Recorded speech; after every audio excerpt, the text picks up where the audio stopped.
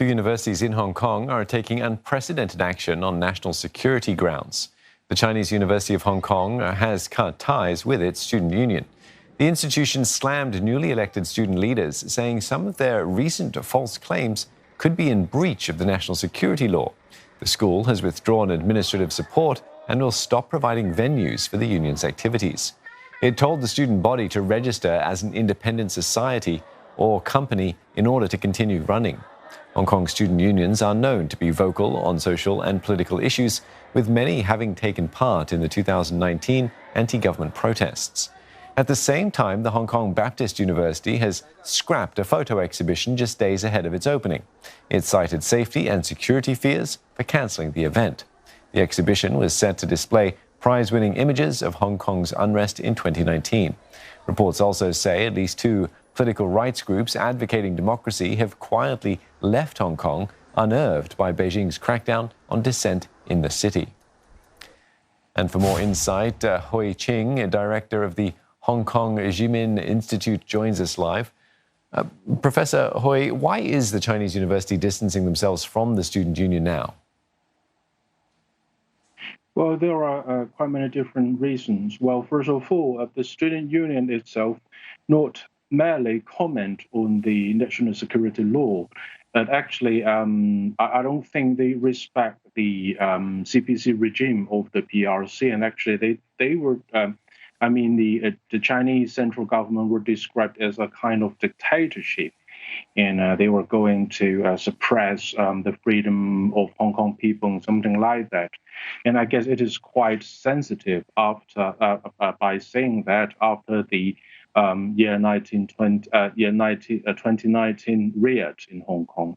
And as some of us know that during the year 2019 riots, there were two universities in Hong Kong being occupied by its students or outsiders. And one of them is the Poly University of Hong Kong. Another one is the Chinese University of Hong Kong. And they were not only occupying the campus, but actually they tried to use the campus as a kind of a castle or stronghold, and to block one major railway and another highway in Hong Kong. And as we know that following the system of the UK, nearly all universities of Hong Kong, quite different from the United States, nearly all universities of Hong Kong were government funded. So I think the president of the Chinese University of Hong Kong has to show a very clear stance over all the issues.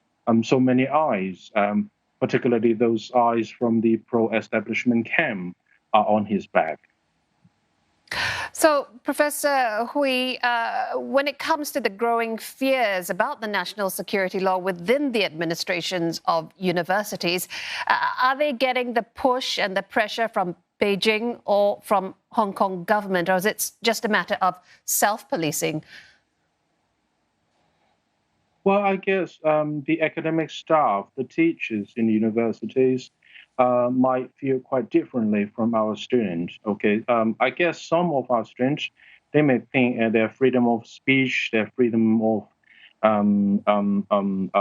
different things may be suppressed by the central government or by the Hong Kong local government. Okay, since the introduction of the national security law, but in the academia itself, to be frank, I don't see any direct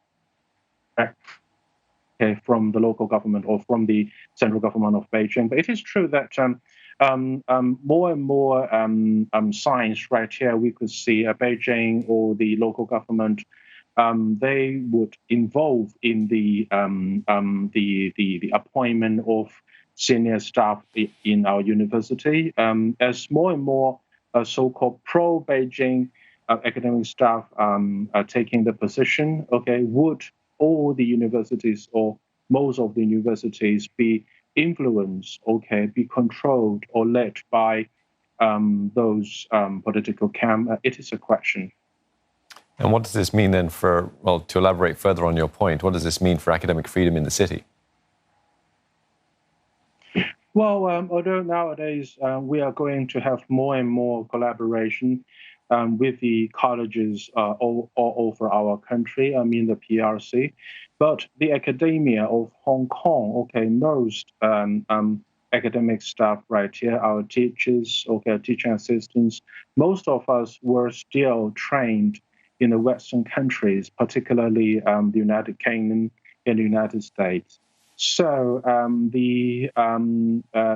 our counterpart in the West, including our counterparts in Singapore, are still our major co-workers, in the academia of Hong Kong. So whether we could continue to enjoy our academic freedom would be a vital factor to the development of academic academy in Hong Kong.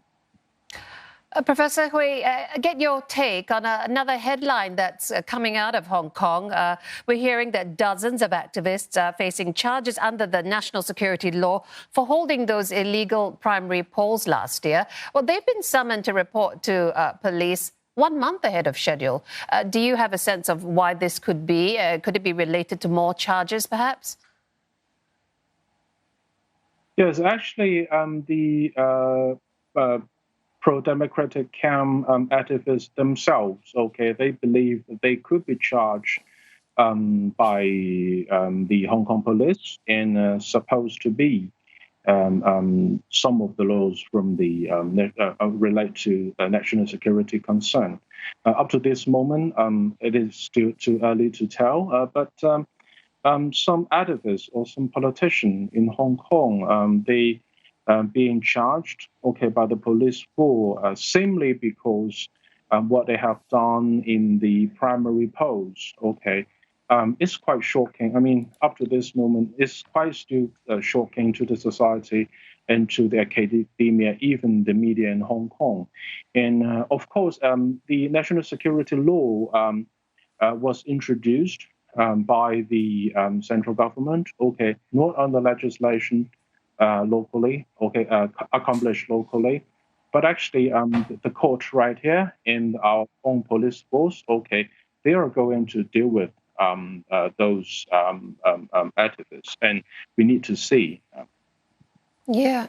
Well, Professor, we have to leave it there. Thank you so much for your input, Professor Hui Ching, Director at the Hong Kong Ming Institute, joining us there.